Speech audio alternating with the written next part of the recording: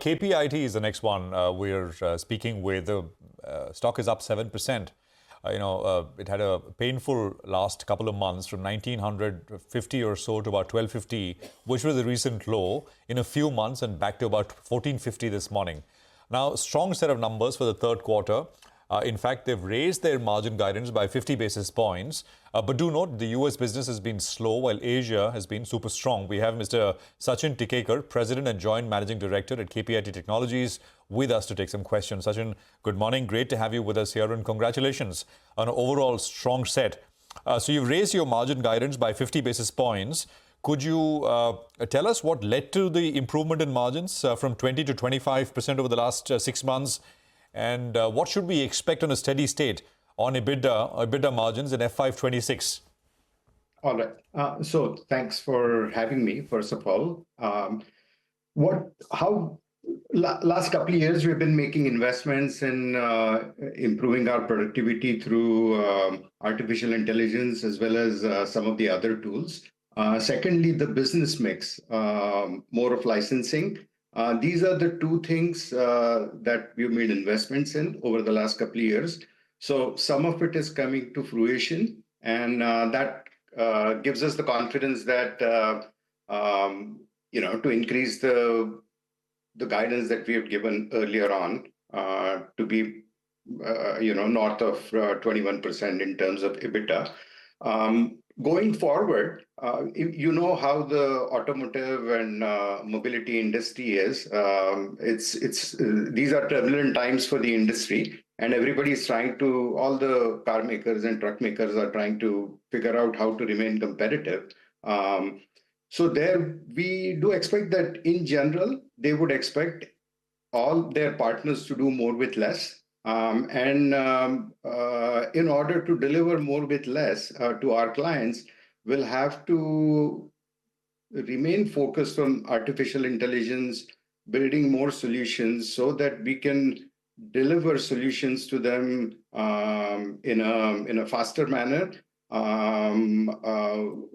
with greater value at a lower cost.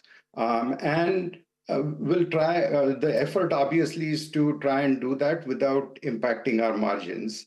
So that's what I could say at this point in time. Okay, that's useful. But two things. One, will you be able to get to the upper end of the margin, 22% in 26? And second, it's related. From what I've heard, probably not, right? The effort will be to maintain it where you are now, because there seems to be do more with less. There could be some pricing pressure, etc. Are you seeing that? We have not felt it. In all honesty, I think we have given a higher guidance because we have not felt the pricing pressure, but we know what the OEMs are going through. And as a long-term trusted partner, we are trying to make every effort to see how we can save costs for them. Not just the cost, the money that they pay to us, but overall cost of their vehicles, and try and make them more effective and efficient. It all depends on how quickly we are able to build solutions and make that transition from a typical services business to a solutions business. So our hope would be to continue to improve the margins like we have done over the last 18 quarters or so. But we'll see how things unfold. I think from the global OEMs perspective, we'll have the quarterly results coming out now for the most of them. Some of them are out as of yesterday, but we'll see more of them over the next 1 or 2 quarters. 1 or 2 weeks. So we'll have a better feel in terms of their strategy, and we'll continue with our long-term efforts to make sure that we deliver greater value to them at lower cost without compromising our margins. Sure. No, Sachin, it's really commendable. I think 9 months you have already grown the top line constant currency at almost 21% in an environment which has been challenging, where Europe has been going through all kinds of slowdown issues, etc. In that context, let me ask you, the Asia business is really picking up for you. I think you've highlighted that in the commentary as well. Quite a few of the regional markets which you're optimistic on.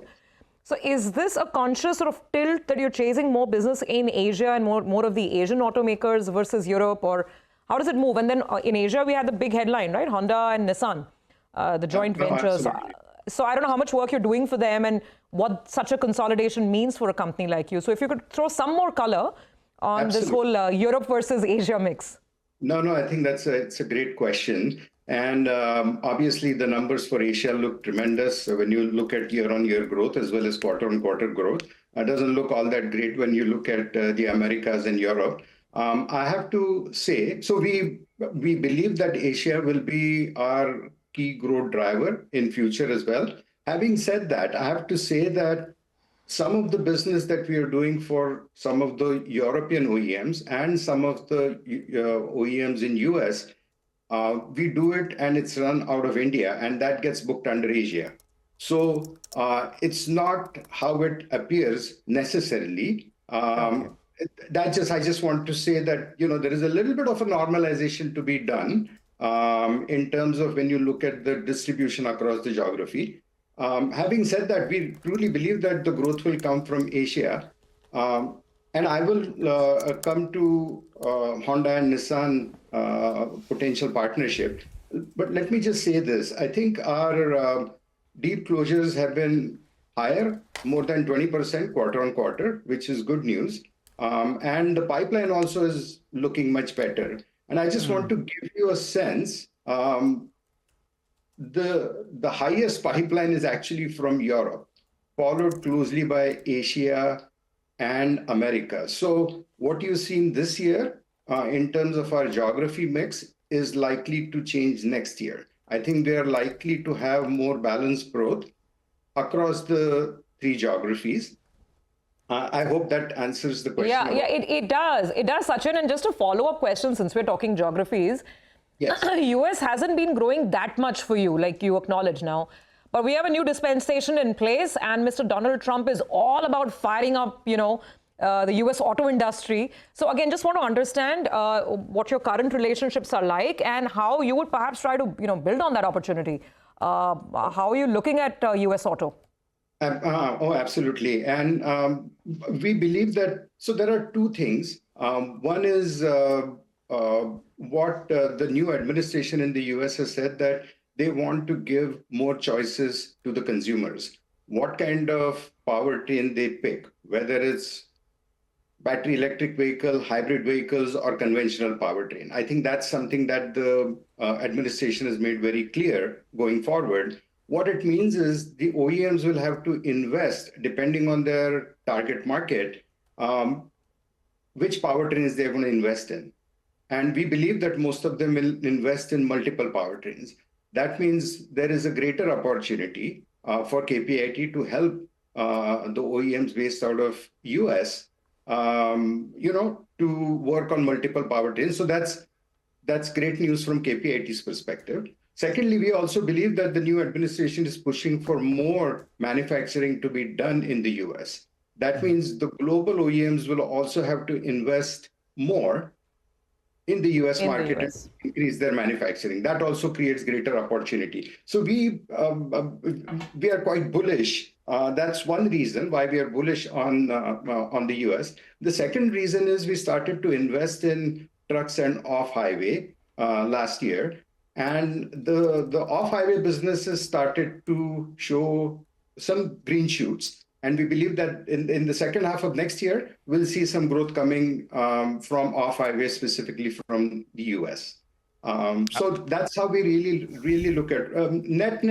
We do believe that our business will increase in the US and Americas, and we'll have far more balanced growth than what you see in the current year. Sachin, just last point, how can we not talk about China, right? China has been all the talk of the town with everything which has been happening. Last time you were on, you were saying that by the end of this financial year, which is FY25, that the strategy for China you said, and China for the world, I mean, in terms of what you're doing there, will also kick off. Could you tell us what's happening there? Absolutely. Yeah, sorry, go on. So thank you for that question. And we need to talk about China when we talk about automotive. What has happened is in China, the global automotive, many of the global automotive who were present in China, China was their number one market. And that's not the case today. So our strategy is to work with some of the Chinese OEMs, also to learn about China innovation, China speed, and also the ways of doing things. I think there is a lot that we can learn, and we can actually apply those learnings for our global OEMs so that they can become competitive. China, over the last 40 years, they've learned from the rest of the world quite a bit, and they've made some of the things much better. I think it's time that we open our eyes and look at China in a positive way, learn from them, and see how we can help our global OEMs. So that's one part. So we've started working with some of the Chinese OEMs locally to see how they work. And also there are ways through which we can create value for them. So that work has started. We just want to be mindful about, how much we take on in China, because it's a different speed, and the expectations of the OEMs there are very different. So we're going to take one thing one step at a time in China, and that's going to be the mantra getting into the H1 of next year, and we'll see what that means in the H2. So we are keeping our ears to the ground to see what is actually happening in China. And at the same time, you hear a lot about trade barriers from, the US 100% tariffs, and all software related to automotive is banned now. You've seen increase in tariffs in Europe and some of the other countries. So we also have to make sure that we have a strategy for China, and then there is a strategy for the rest of the world. So we have to strike the right kind of balance between the two. Got it. Make sure that there is a rounded growth.